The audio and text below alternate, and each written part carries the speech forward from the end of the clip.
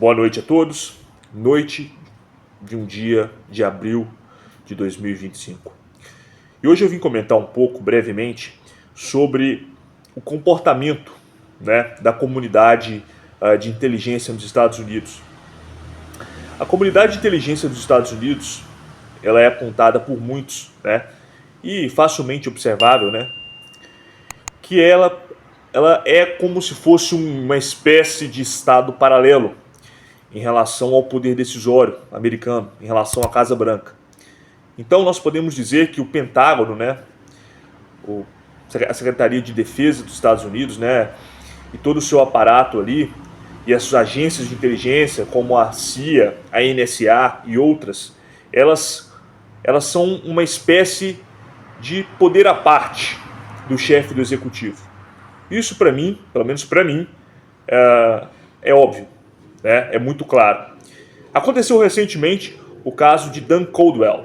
Dan Coldwell, ele era um braço direito, do atual secretário de Defesa dos Estados Unidos, o Peter Hestek, não sei se pronuncia assim, Peter Hestek, que é secretário de Defesa da administração do Donald Trump. Dan Coldwell, ele foi acusado pela imprensa, por alguns repórteres, de vazar, de vazamento de alguns documentos confidenciais do Pentágono, que abriga ali a Secretaria de Defesa dos Estados Unidos, o complexo do Pentágono. Só que veja, existem outras implicações que devem ser observadas aí. E a principal observação, é que Dan Coldwell, ele foi um veterano da Marinha, ele é um Marine,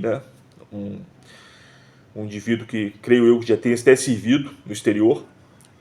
E ele era um indivíduo que se opunha a alguns engajamentos militares por parte dos Estados Unidos no Oriente Médio, como, por exemplo, no Irã.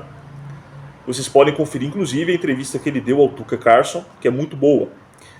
E esse caso me fez lembrar, primeiro, como eu disse antes, desse estado paralelo, que é composto pela comunidade de inteligência dos Estados Unidos, pelo Pentágono. Uma espécie de estado tão poderoso que até, dizem uns, é capaz de depor presidentes.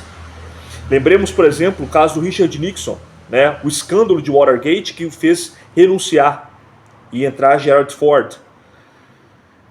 Há controvérsias nos Estados Unidos que Bob Woodward, o jornalista do Washington Post, que foi o responsável por expor o escândalo, ele e o seu braço direito, ele era um indivíduo que era da Marinha dos Estados Unidos e trabalhou no setor de inteligência como oficial, como na área de comunicações.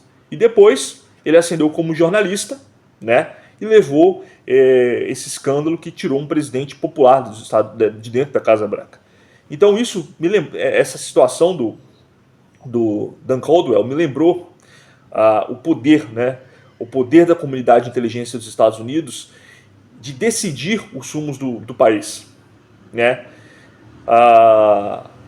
E vejam que essa situação ela prova também que há uma política interna dentro desse estado profundo, dentro desse complexo, de manter os Estados Unidos engajados em proxy wars, em guerras por procuração no Oriente Médio, no Irã, iniciar uma nova guerra no Irã, etc.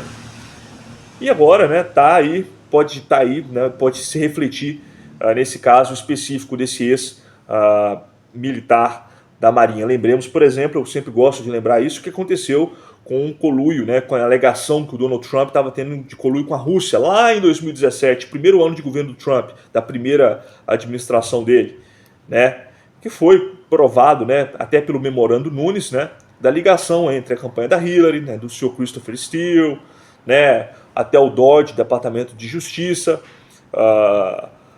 passando pelo Rudy Rosenstein, chegando ao FBI, etc. Depois a questão do James Comey, Então isso prova que nos Estados Unidos, o maior desafio talvez do Donald Trump vai ser, eu não creio que ele consiga acabar com esse problema, sanear a comunidade de inteligência, mas o maior desafio dele vai ser manter um certo controle, algo razoável dentro desse complexo, né, desse emaranhado de interesses que existe nos Estados Unidos, que combina também interesses de conglomerados industriais, né, principalmente da indústria da guerra.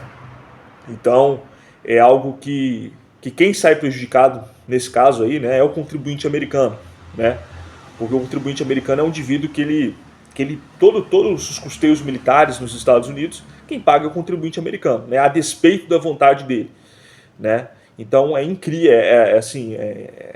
para nós observarmos o nível do problema dos Estados Unidos. É um problema muito profundo, muito complexo. Então é isso. Então Dan Caldwell ele foi acusado pela imprensa de ter vazado documentos, né? Vamos a conferir o que vai se desdobrar disso, mas ao que tudo indica, né? Ao que tudo indica, faltam elementos probatórios nesse sentido da narrativa, né?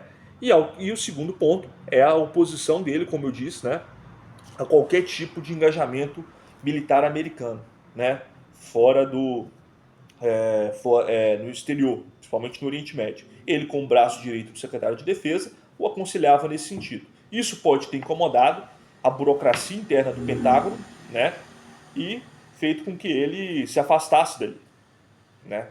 Então, é basicamente o que aconteceu. E é o que prova o nível, um outro mundo, né, um mundo à parte da comunidade do Pentágono, da NSA, da CIA, então nem se fala, né? A CIA é um outro mundo, é completamente, há informações ali ocultadas do presidente, né? Bom, para quem sabe, entende um pouco de serviço de inteligência, sabe que o processo o serviço de inteligência, né, ele é composto basicamente pela obtenção de um dado, né? Você obtém um dado dentro de um ambiente, dentro de um determinado ambiente, você transforma esse dado em um conhecimento, né? Esse dado, esse dado é processado, transformado em conhecimento, e esse conhecimento é levado até o poder decisório para que tome ali a sua decisão, né? Para que tome ali uma atitude. Né? Basicamente, esse é o serviço de inteligência. A contra-inteligência é a barreira, né, para outra barreira em relação a dados sensíveis, a estrutura vital de um país, etc. Então, um serviço de inteligência, a finalidade máxima dele é, né, a tomada, o produto final dele, que é o conhecimento, o objetivo de conhecimento é que um poder decisório tome, né, tome alguma atitude em relação a isso, né? Você tem vários tipos de conhecimento, você tem conhecimentos né, que vão ali apenas analisar uma tendência, né, e outros que são extremamente necessários. Mas todos têm que ser levados ao poder decisório. No caso dos Estados Unidos, a Casa Branca. E muitas das vezes, né, pelo que nós ouvimos de relatos de ex-oficiais, de ex-membros do Pentágono, é que muitos desses relatórios, muitas dessas análises, muitos dos dados obtidos em campo, eles são omitidos da Casa Branca, né? Então, esse é o tipo de coisa, né, que acontece nos Estados Unidos. Então é isso. Por hora é isso, né? Uma análise aqui de segunda-feira, de segunda de feriado, para nós entendermos a complexidade, né, o nível do problema dos Estados Unidos no que tange a estratégia, a operações de inteligência e etc. É isso aí, muito obrigado.